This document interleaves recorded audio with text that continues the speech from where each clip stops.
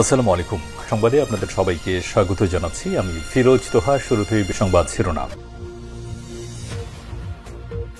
বাংলাদেশের সর্বশেষ গুরুত্বপূর্ণ আপডেট সংবাদে আপনাকে স্বাগত। শুরুতে সংবাদ শিরোনাম, পরে বিস্তারিত।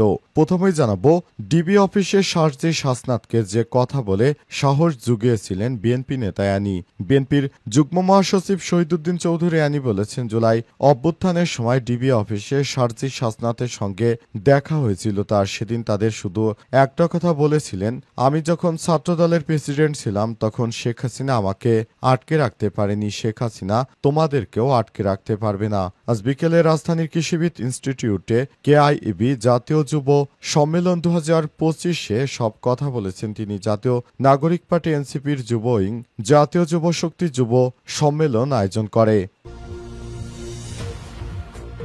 জানাবো, যুদ্ধবিরতি সত্ত্বেও চলছে ইরান ইসরায়েল সাইবার হামলা। যুদ্ধবিরতি সত্ত্বেও ইরান এবং ইসরায়েল সাইবার হামলা থামেনি, বরং দিন দিন তা আরও বাড়ছে অনলাইন সংঘাত। এমন অবস্থায় যুদ্ধবিরতি চুক্তি বাস্তবায়নে মিসাইল ছুড়াছুড়ি বন্ধ হলেও তা অনলাইন জগতে নিয়ন্ত্রণ করতে পারেনি। এখন দুই দেশের সংঘাত চলছে সাইবার জগতে। এরপর জানাবো, ফিলিস্তিনকে স্বীকৃতি বাড়তি নজর কাটছে নিউজিল্যান্ড। সেপ্টেম্বরে জাতিসংঘের সাধারণ পরিষদ অধিবেশনে ফিলিস্তিন রাষ্ট্রকে স্বীকৃতি দেওয়ার বিষয়টি গুরুত্বের সঙ্গে বিবেচনা করছে নিউজিল্যান্ড।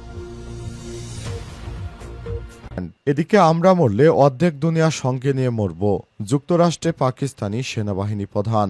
যুক্তরাষ্ট্রের ফ্লোরিডায় এক অনুষ্ঠানে প্রকাশ্যে পারমাণবিক যুদ্ধের হুমকি দিয়েছেন পাকিস্তান সেনাবাহিনী প্রধান ফিল্ড মার্শাল আসিম মুনির। আজ ট্রাম্পায় আয়োজিত এক ডিনারে তিনি সব কথা বলেছেন। তিনি বলেন, আমরা পারমাণবিক শক্তিধর দেশ, যদি মনে করি আমরা শেষ হয়ে যাচ্ছি তাহলে অর্ধেক দুনিয়াকে সঙ্গে নিয়ে আমরা মরব। খবর এনডিটিভির। এদিকে আরব আমিরাতের বিমানে বোমা হামলা, নিহত 40। সুদানের বিমান বাহিনী সংযুক্ত আরব আমিরাতের একটি বিমানে বোমা হামলা চালিয়েছে। কলম্বিয়ান ভাড়াটে সৈন্য বহনকারী বিমানটি দারফুরের আধা সামরিক র্যাপিড সাপোর্ট ফোর্সেস আরএসএফ নিয়ন্ত্রিত একটি বিমানবন্দরে অবতরণের সময় বোমা মেরে সেটি ধ্বংস করা হয়। ডিবি অফিসে শারজিল হাসনাতকে যে কথা বলে সাহস জুগিয়েছিলেন বিএনপি নেতা আনি। বিএনপির যুগ্ম মহাসচিব শহীদুদ্দীন চৌধুরী আনি বলেছেন, জুলাই অভ্যুত্থানের সময় ডিবি অফিসে শারজিল হাসনাতের সঙ্গে দেখা হয়েছিল তার। সেদিন তাদের শুধু একটা কথা বলেছিলেন, আমি যখন ছাত্রদলের প্রেসিডেন্ট ছিলাম তখন শেখ হাসিনা আমাকে আটকে রাখতে পারেনি, শেখ হাসিনা তোমাদেরকেও আটকে রাখতে পারবে না। আজ বিকেলে রাজধানীর কৃষিবিদ ইনস্টিটিউটে কেআইইবি জাতীয় যুব সম্মেলন 2025-এ সব কথা বলেছেন তিনি। জাতীয় নাগরিক পার্টি এনসিপির যুব উইং জাতীয় যুব শক্তি যুব সম্মেলন আয়োজন করে।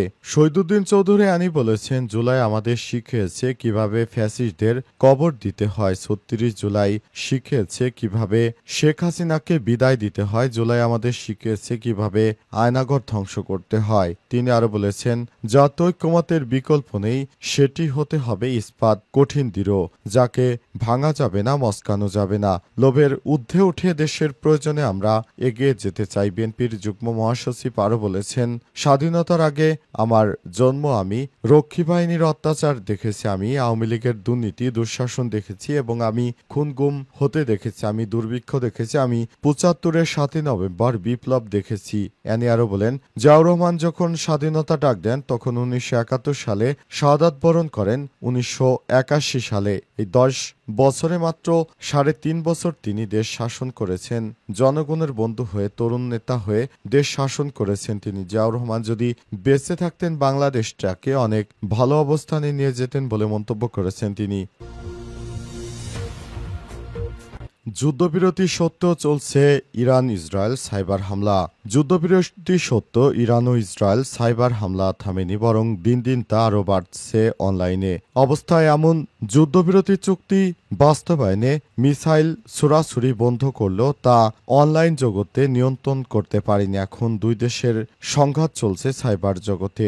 ইসরায়েলি কর্মকর্তা এবং সাইবার নিরাপত্তা বিশেষজ্ঞদের উদ্ধৃতিতে কনফিডেন্সিয়াল টাইমস জানিয়েছে, জুনের সংক্ষিপ্ত যুদ্ধের পর থেকে ইসরায়েল ও ইরানের মধ্যে সাইবার হামলা তীব্রতর হচ্ছে। যুদ্ধবিরতি সত্ত্বেও পাল্টাপাল্টি হামলা থামেনি। যুদ্ধ শুরু হওয়ার পর থেকে এটি উত্তপ্ত হয়ে ওঠে এবং এখনো চলছে। একজন ইসরায়েলি কর্মকর্তা সংবাদ মাধ্যমটিকে এই তথ্য জানিয়েছে। ইসরায়েলি সাইবার থ্রেট গোয়েন্দা সংস্থা ক্লিয়ার স্কাইয়ের প্রধান নির্বাহী বস দোলভের মতে 24 জুনের যুদ্ধবিরতির পর থেকে ইরান জোটবদ্ধ গোষ্ঠীগুলো সম্প্রতি চিহ্নিত মাইক্রোসফট সার্ভার সফটওয়্যার দুর্বলতাকে কাজে লাগিয়ে ইসরায়েলি সংস্থাগুলোতে আক্রমণ করার চেষ্টা করছে। এ প্রতিবেদকের আগের গত মাসে ইরান ইন্টারন্যাশনাল জানিয়েছিল 12 দিনের যুদ্ধবিরতি সমাপ্তির পর ক্ষেপণাস্ত্র ছোড়াছুড়ি বন্ধ হয়ে গেছে। ইরানের সাইবার যুদ্ধ পুরোদমে অব্যাহত রয়েছে। নতুন প্রতিবেদনে সেটির সত্যতা জোরালো করে দোলভ আরও জানিয়েছে, যদিও ভৌত জগতের যুদ্ধবিরতি রয়েছে, সাইবার অঙ্গনে এখনও আক্রমণ থামেনি। এখনও পুরোদমে আক্রমণ চলছে এবং এই যুদ্ধ এখনও থামেনি।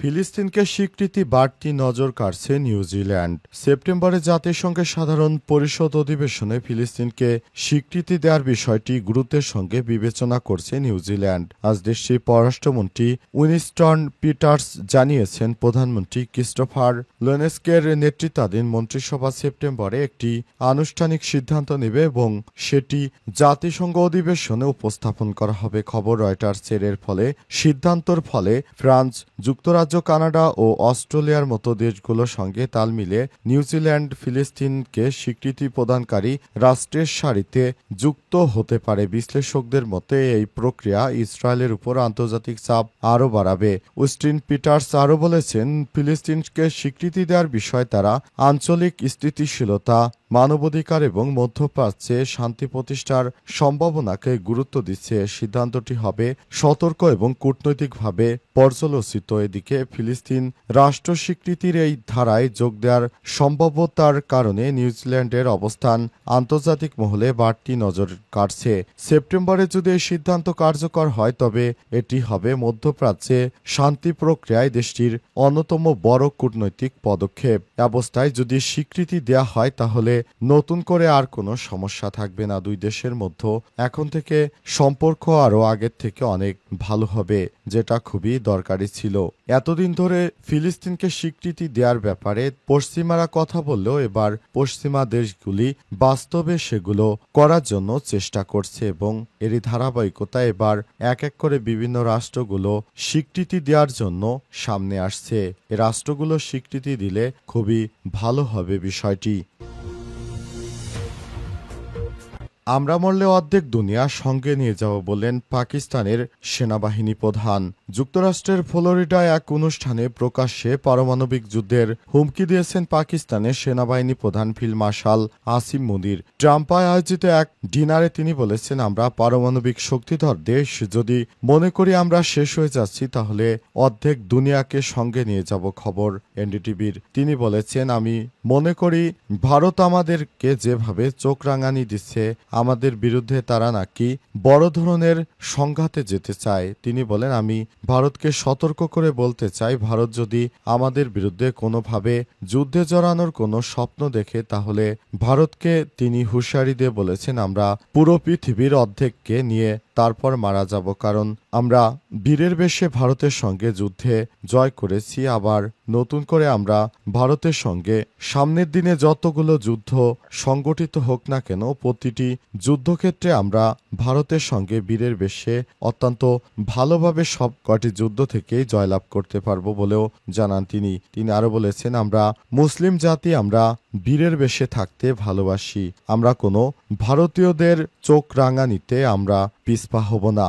আমরা সব সময় আমাদের ন্যায্য অধিকার, পানির অধিকার এটি নিয়ে আমরা বাঁচতে চাই। যদি ভারত মনে করে থাকে আমাদের অধিকার থেকে বঞ্চিত করবে, তাহলে কখনোই তারা পারবে না বলে এমন মন্তব্য করেছেন তিনি আরো বলেন, আমরা এমনভাবে রাষ্ট্র পরিচালনা করতে চাই যাতে করে ভবিষ্যতে আর ভারত কখনোই আমাদের বিরুদ্ধে চোখ রাঙানি দিতে না পারে। আমরা সব সময় পুরো বিশ্বের সঙ্গে সুসম্পর্ক বজায় রেখে চলছি।